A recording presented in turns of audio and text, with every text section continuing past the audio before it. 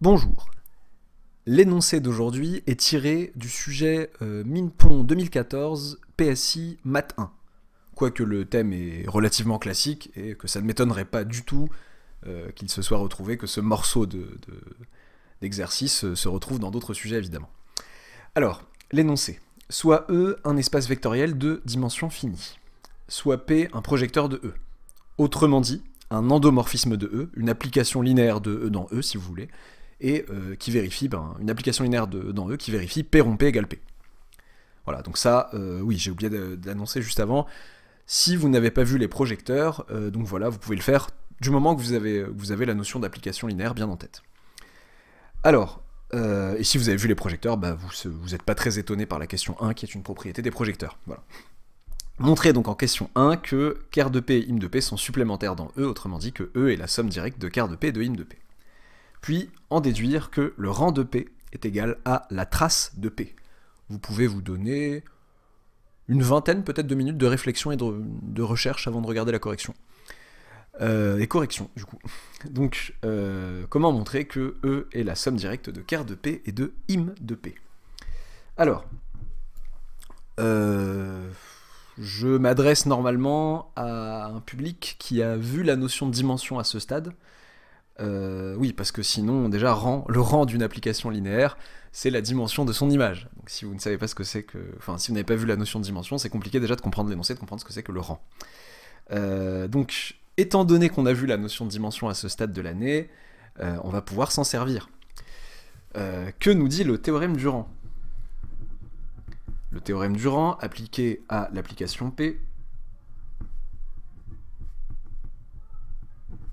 dans l'espace vectoriel E, qui est un endomorphisme de E de dimension finie, le théorème du rang nous donne, eh bien, je vais mettre CF E de dimension finie. Hop, que dit le théorème du rang, pardon, il y a le bouton qui cache, ok c'est bon, pardon. Donc, dim de E, dim de l'espace de départ, bon là l'espace de départ et d'arrivée de l'application P est le même, mais il faut garder en tête que c'est l'espace de départ, égale dim, que la dimension concernée ici c'est la dimension d'espace de départ, égale dim de ker de P plus dim de im de P, à savoir ce qu'on appelle rang de P ici.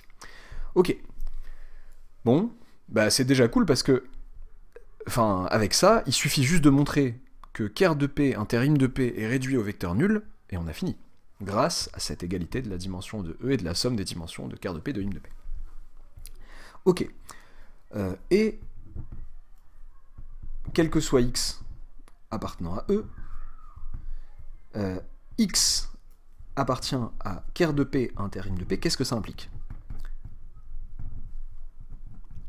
Ça implique que P de x égale le vecteur nul de E, et il existe un y appartenant à E, tel que x... Ouais, j'aurais pu, mais c'est pas grave, P de y. Bon, plutôt l'habitude de dire y égale P de machin, mais bon là, je l'ai appelé x, faut que j'assume. Ok, c'est même une équivalence, bon, j'ai juste besoin de savoir ce que ça implique. J'aurais pu dire, ouais, c'est pas grave. J'aurais pu dire quel que soit x appartenant à ker de P inter im de P, j'ai ça pour alléger la notation, mais c'est pas grave. Et alors, qu'est-ce que ça implique, du coup? Ça implique donc que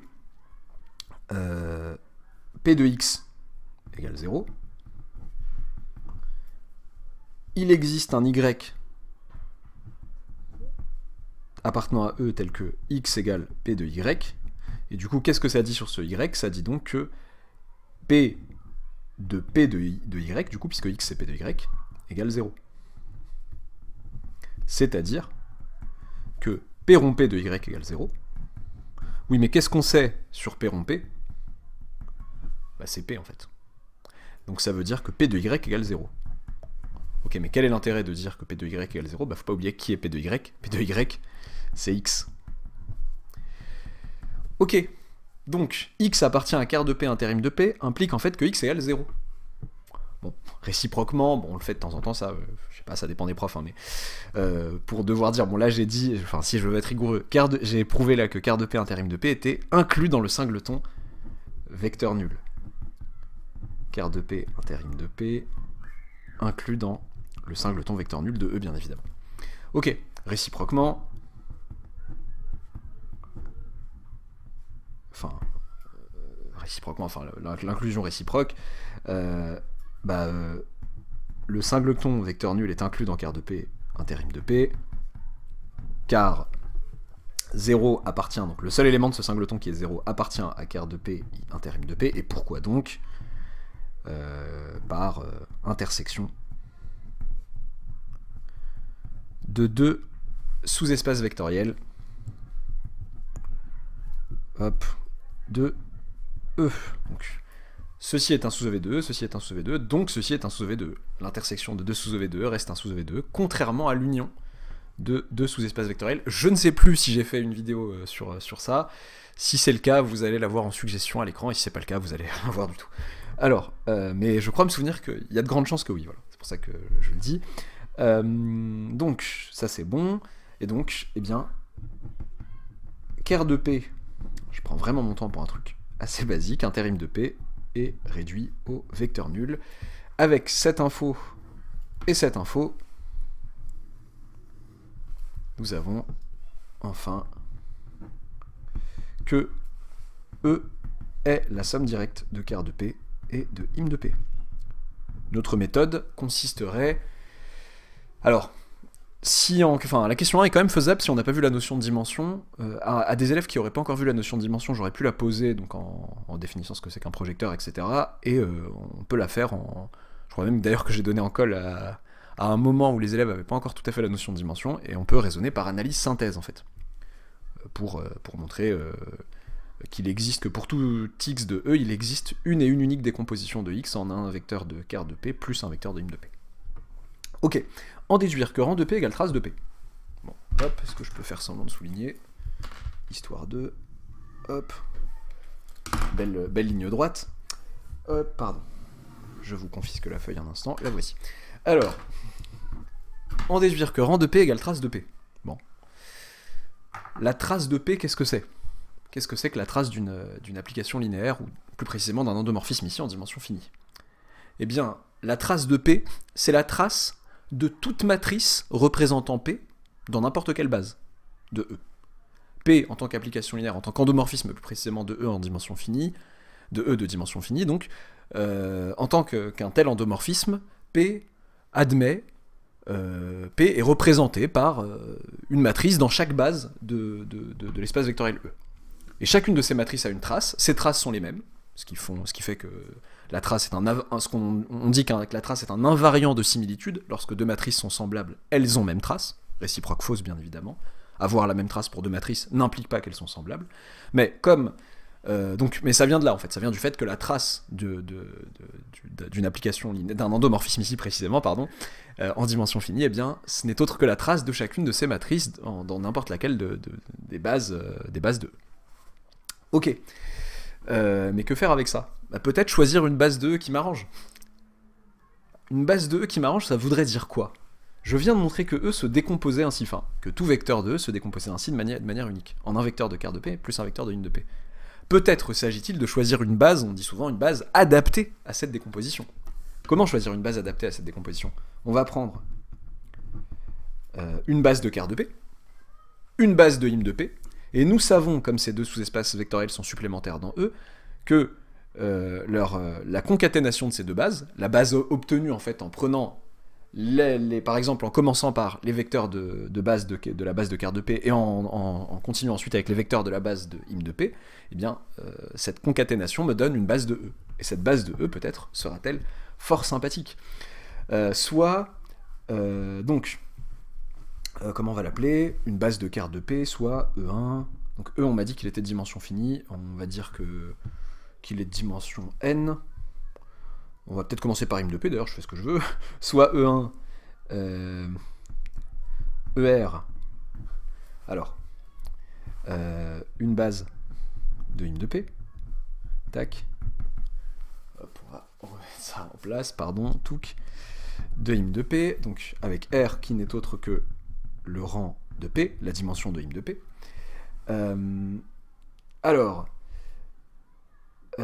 Tac. Alors, il y a un seul truc qui me chagrine, c'est que, en toute rigueur, voilà, faut que je fasse attention à un truc, c'est que je n'ai pas supposé... Ouais, voilà. Je n'ai pas supposé que P n'était pas nul. Le seul petit souci auquel j'ai pas pensé, c'est celui-là, c'est que dans le cas où dim de im de p égale 0, ou dim de ker de p égale 0, faut faire attention. Faut traiter ça un peu à part. Bon, c'est pas grave, on va le traiter à part. Si dim de ker de p égale 0, im de p fait tout le truc. Ok, bon. Une base de im de p... Ouais, c'est pas grave. On va dire ici, si ker de p n'est pas réduit au vecteur nul, et im de p non plus. Ensuite, on traitera ces cas-là assez simples à part. Si j'ai ça, soit E1, ER, une base de im de p avec R rang de p, je me suis tout de suite posé la question en disant, mais attendez, mais imaginez que R soit nul. Est-ce qu'on peut parler de projecteur? Bah oui, on peut quand même parler de projecteur, mais malheureusement, je peux pas parler de base de im de p. Soit E1, ER, une base de im de p, et, eh bien, E, R plus 1, jusqu'à, donc ER plus 2, jusqu'à EN, une base de ker de p. Alors, je décide d'appeler les vecteurs comme ça, donc je vais poser que n, c'est la dimension de E. Je décide d'appeler les vecteurs comme ça, et je sais que, par le fait que du fait que la somme des dimensions de im de p et de ker de p fait n, cette somme-là fait n, donc je sais que si j'ai une base de im de p, de cardinal r, et bien forcément une base de ker de p sera, pardon, de cardinal n-r. Et une famille de cardinal n-r, je peux nommer ces éléments comme ça. Ok. La question qui se pose, c'est comment s'écrirait la matrice de P dans cette base. Donc, je fais n'importe quoi. D'abord, je définis la base dont je parle. Bêta qui est E1, ER. Donc en fait, E1 jusqu'à EN en réalité. ER plus 1, EN. Base de E. Parce que im de P et ker de P sont supplémentaires dans E. Ok. Posons M égale la matrice de P dans cette base bêta. Que se passe-t-il pour la matrice de P dans une telle base? Ok, déjà, pour les vecteurs de ker de P, on connaît les images des vecteurs de ker de P. On sait que, quel que soit K appartenant à... Donc on avait dit que les vecteurs qui constituaient la base de ker de P, choisis, c'était les vecteurs de R plus 1 jusqu'à En. Donc quel que soit K appartenant à R plus 1, je dis vraiment n'importe quoi, N, P de EK est égal au vecteur nul. Ok. Maintenant, que dire des vecteurs qui constituent une base de im de P? Donc soit vous avez vu que pour les projecteurs, vous savez que directement vous avez cette propriété du cours, quel que soit y appartenant à im de P, P de y vaut y. Vous savez que le projecteur, cette application restreinte à son image, ça nous donne l'application identité sur cette image. Si vous ne l'avez pas vu tel quel, vous pouvez tout simplement constater, donc vous pouvez le retrouver, quel que soit K appartenant à 1R, eh bien, comme EK appartient à im de P, donc il existe un FK appartenant à E tel que EK égale P de FK. Ok. Mais si EK égale P de FK, ça veut dire que P de EK, ça fait P rond P de FK. Et P rond P de FK, comme P rond P c'est P, ça fait P de FK. Mais c'est qui P de FK? C'est EK justement. Vous vous rendez donc compte que P de EK c'est EK, pour tous les vecteurs, pour tous les EK pour K allant de 1 à R. Donc maintenant, grâce à ça, je sais exprimer M assez facilement. La matrice M. Qu'est-ce qui va lui arriver donc? Rappelons que chaque colonne va correspondre aux coordonnées d'une image. Donc là, l'image de E1, là, l'image de E2 par P. On va aller jusqu'à ER, et ensuite ER plus 1 jusqu'à EN. Et par exemple, et là vous avez en ligne la contribution de chaque vecteur de la base, donc de E1, E2 dans les coordonnées obtenues. ER, tac. Là vous avez ER plus 1 jusqu'à, oula c'est un peu moche, jusqu'à EN. Ok, on va essayer de faire ça un peu de manière propre. Alors là vous avez ça, jusqu'à ER, donc ER compris, et là vous avez à partir de ER plus 1. Ok. Donc, Ça, je rappelle que ça forme, ces vecteurs-là forment une base de ker de P. Non, je raconte n'importe quoi, de im de P. Et ça forme une base de ker de P. Donc, déjà, les images que vous obtenez, donc vous savez que P de R plus 1, ça fait 0, P de machin, ça fait 0, jusqu'à P de N, donc là, vous avez que des 0. 0, 0, donc vous avez un gros 0 ici, si vous voulez, voilà. Matrice nulle, là aussi. Bon, mais 0 là sert plus à grand-chose, c'est pas grave. Ok, que se passe-t-il au début? P de E1, c'est qui? Bah c'est E1. Donc comme P de E1, c'est E1, moi je mets un 1 pour la coordonnée correspondant à E1, et 0 pour toutes les autres. P de E2, bah c'est E2, donc je mets un 1 ici. P de R, c'est ER. Donc vous vous rendez compte de quoi? Que là, il y a une jolie matrice identité, ici, sur ce bloc, et qu'en bas, il y a 0. Ok, donc si je voulais l'écrire proprement par bloc, M, ça serait du I, R, encore, non, c'est pas très marrant. Ici, vous avez, je me suis fait avoir tout seul, là, il va falloir que j'écrive toutes les autres, la matrice nulle de taille, carré nul de taille n-r. Ici, vous avez la matrice nulle, donc il y a combien de lignes? Donc là, il y a R lignes, il en faut n au total, donc n-r lignes, R colonne. Et ici, vous avez la matrice nulle avec R ligne, comme elle, et n-r colonne cette fois-ci. Ok. Et alors, bon, on a dit que la trace de P, c'est la trace de n'importe laquelle de ces matrices, enfin, de n'importe laquelle des matrices qui représente P, pardon, dans n'importe quelle base. Donc trace de P, c'est trace de M. Mais qu'est-ce que c'est que la trace de M? Remarquez que la trace, enfin, rappelez-vous que la trace, bien évidemment, c'est le nom, n'importe quoi, la somme des coefficients diagonaux de M, mais les coefficients diagonaux de M, leur somme, bah, c'est tout simplement R, parce que là, il y a des 1 ici, 1, 1, 1, 1, 1, et là, il n'y a plus que des 0. Et donc, ça fait R. Et R, c'est qui? Bah, c'est le rang de P. D'où le résultat. Voilà. J'aurais pu aller légèrement plus vite à quel endroit? Ah non, vous, là, pardon. Oui, j'ai promis quelque chose. Maintenant, si ker de P égale singleton vecteur nul, eh bien, là on aura tout simplement que P égale l'identité de l'application identité sur E. Pourquoi? Parce que, bah, pour la même raison, hein, im de P sera égal à E, et comme c'est un projecteur, pour tout vecteur de im de P, de la même manière qu'ici, on prouve que pour tout vecteur de im de P, pour tout vecteur x de im de P, donc de E ici, P de x égale x, et donc P est l'application identité. Et dans ce cas-là, bah, qu'est-ce qu'on a? On a que sa matrice dans n'importe quelle base, c'est la matrice identité. Trace de P sera égale à n, et ça sera bien égal à rang de P, la dimension de im de P, qui est E. Ok, si ker de P, im de P égale, bah, cette fois-ci, c'est im de P qui fait le singleton vecteur nul.